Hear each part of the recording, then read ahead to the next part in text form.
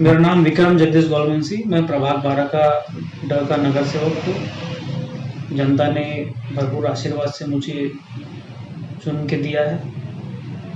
मैंने अपने कार्यकाल में जब मैं 9 जनवरी को चुनकर आया, 9 जनवरी को चुना हुआ, 10 जनवरी को मेरा रिजल्ट आया, मैं 10 जनवरी को चुनकर आया। उसके बाद जब तक मुझे कार्यकाल मेरा जो पदभार मिला, उसके बाद नागपुर महानगर पालिका की आर्थिक स्थिति थोड़ा विचलित हो चुकी थी।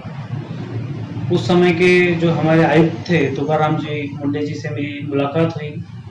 मेरे प्रभाग के संदर्भ में जो यहाँ के जो डेली के जो काम थे, जैसा कि शिवर लाइन की दयनीय अवस्था, ये सब बारे में मैंने चर्चा की। मुझे फंड की आवश्यकता थी, पर मुंडे जी का कहना था कि आप अभी तक रुके हो, आपको मैं मार्च के बाद में आपकी विकास निधि देता हूँ।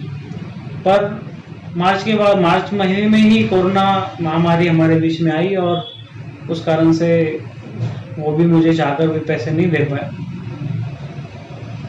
उस समय मेरे सामने 2 ही ऑप्शन थे, या तो जो पुराने मेरे काम अटके हुए वो कराना, टीपीटीसी से हमने जो फंड लाके हमारे क्षेत्र में विकास के लिए जो काम जो फाइलें थी अटकी थी उसे पूर्ण स्वरूप देना, यह मैंने किया। उसमें अनेक कार्य हमने किए हैं, जैसा कि छत्रपति शिवाजी चौक अफजल बेकरी के पास से मकर धोपड़ा तक का जो डामरीकरण का काम है, वो 60 लाख के डीपीडी फंड थे हमारे सुधाकर राव देशमुख जी माजी आमदार, इनके सहायता से वो हमने पूर्ण किया। नर्मदा कॉलोनी में भव्य 15 लाख का सीमेंट रोड बना, उसके बाद 7 लाख का और नर्मदा कॉलोनी में सीमेंट रोड बना। उसी प्रकार से विघ्नहर्ता कॉलोनी में हमारे सुधाकर राव जी देशमुख जी की सहायता से हमने सीमेंट रोड बनाया। देशराज नगर के सामने मांगा स्वर्गीय सोसाइटी में हमने सीमेंट रोड बनवाया। धाबा के श्रीपूर्णा सोसाइटी में हमने सीमेंट रोड बनवाया। जैसा कि यहाँ के जो ताजुद्दीन सोसाइटी है, धाबा के शुभारंभ सोसाइटी है, अनेक सोसाइटी में वहाँ पे हमने डामरीकरण कराया डीपीटीसी फंड से। मानव सेवा सोसाइटी, ऐसे अनेक जगह जो डीपीटीसी फंड के जो रुके हुए काम थे वो हमने पूर्ण कराए। अनेक प्रभाग के 70% ओपन प्लेसों में हमने ग्रीन जिम लगाने का काम किया। मेरे पिताजी के द्वारा मंजूर किए गए 6 ओपन प्लेसों में हमने ग्रीन जिम लगाए और वहाँ का सौंदर्यीकरण का जो उनके जो अधूरे काम थे पूर्ण करें। पिताजी का सबसे बड़ा जो फोकस था वो शमशान घाट के ऊपर में था। फ्रेंड्स कॉलोनी जो घाट का काम है वो अनेक दिनों से बंद पड़ा था। पुराने जो उसमें जो काम मंजूर था, पिछले लोकसभा इलेक्शन के पहले पिताजी द्वारा भूमि पूजन किया गया था। कुछ उसमें 33 लाख सैंक्शन थे। उसमें वहाँ पे ऑफिस का निर्माण किया गया। घाट में बाथरूम, लेडीज और जेंट्स दोनों का बाथरूम का व्यवस्था की गई, पानी की व्यवस्था की गई और वहाँ पे सौंदर्यीकरण के रूप में जो लकड़े का टाइल है उसके आजू बाजू क्षेत्र में गट्टू टाइल्स लगाया गया। लेकिन हमारा जो मेन मकसद था, वहाँ पे जो 2 बर्निंग सेट सैंक्शन थे उसका काम रोक दिया गया था, क्योंकि पीछे के जो शमशान घाट के जो पीछे के जो लोग हैं उन्हें तकलीफ थी, तो उन्होंने कंप्लेंट किए थे। तो उस समय के आयुक्त ने, बांगर साहब ने वो काम रोका था। मुझे स्टैंडिंग में हमारी पार्टी ने स्थान दिया था, पद दिया था, तो मैं स्टैंडिंग का सदस्य होने के नाते ये मुद्दा मैंने बार बार उनके प्रकाश में लाया कि अगर प्रशासन ने मंजूरी दिया है जिस काम को, तो प्रशासन ही उसको रोक कैसे सकता है। बार बार ये विषय को उठाने के बाद उन्होंने एक शेड का काम किया, दूसरा शेड आज भी अधूरा है। उनका कहना था कि यहाँ पे वैज्ञानिक दृष्टिकोण से हमें एलपीजी गैस वगैरह इस टाइप के हम वहाँ पे कुछ प्रपोजल करेंगे। उसमें और अपना जो पिताजी द्वारा पैसा था वो और बाकी था। अभी वहाँ पे दीवार गिर चुकी थी जो कंपाउंड वॉल है, तो हमने वो कंपाउंड वॉल को 12 फीट की एक स्ट्रॉन्ग दीवार बनाने के लिए प्रस्ताव रखा और बचे हुए पैसे में वहाँ गट्टू लगाने के लिए हमने प्रस्ताव रखा, वो मंजूर कर लिया गया और आज वहाँ पे काम शुरू हो।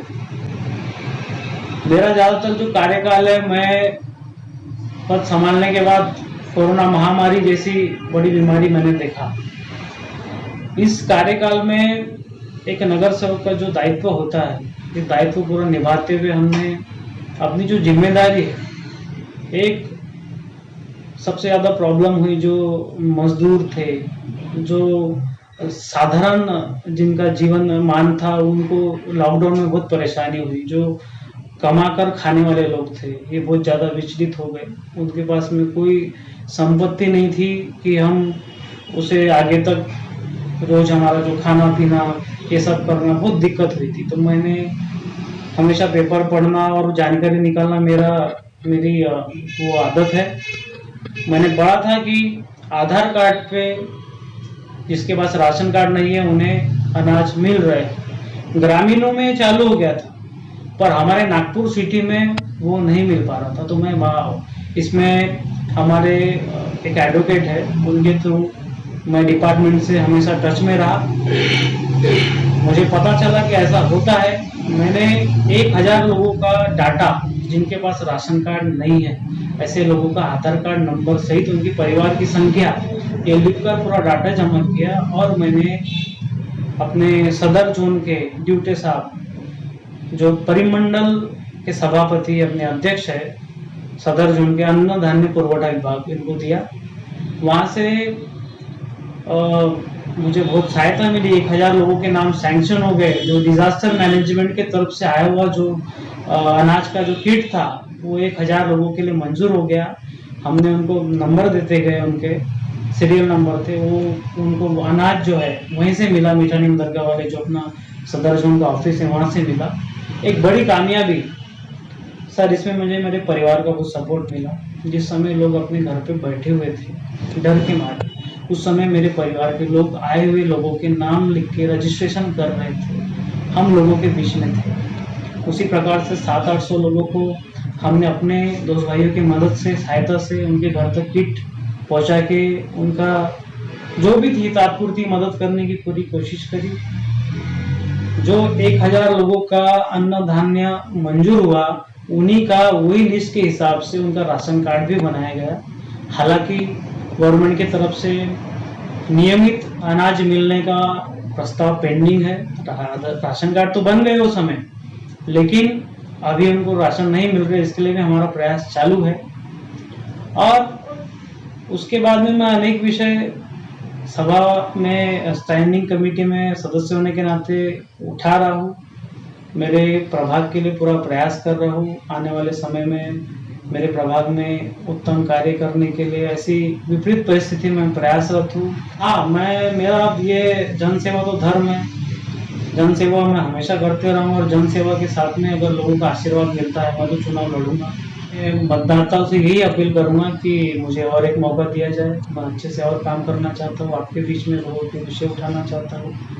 हमारे यहाँ अभी पिछले 4.5 महीनों से श्रावण बाढ़ योजना के जो लाभार्थी है, इनका फंड रुका हुआ है। 10वें महीने में इनका फंड जो है 1000 रुपये जो मानधन आता था इनका प्रत्येक महीने का, वो रुका हुआ है। इसके लिए मैं डिपार्टमेंट से सबको लेके गया, मेरे प्रभाग के लोगों को। तो ये 15 तारीख के बाद में उनका फंड उनके खाते में आएगा, ऐसा आश्वासन मिला है। इसी प्रकार से जो भी लोगों की जो समस्या है वो निराकरण करने का मैं प्रयत्न हमेशा कर रहा हूँ और अच्छे कार्य अपने क्षेत्र में करके लोगों से संपर्क में, उनके सुख दुख में रहने का प्रयास कर रहा हूँ। निश्चित रूप से लोग मुझे चुनकर देंगे, मेरा कार्य देखते हुए ऐसा मैं उम्मीद करता हूँ।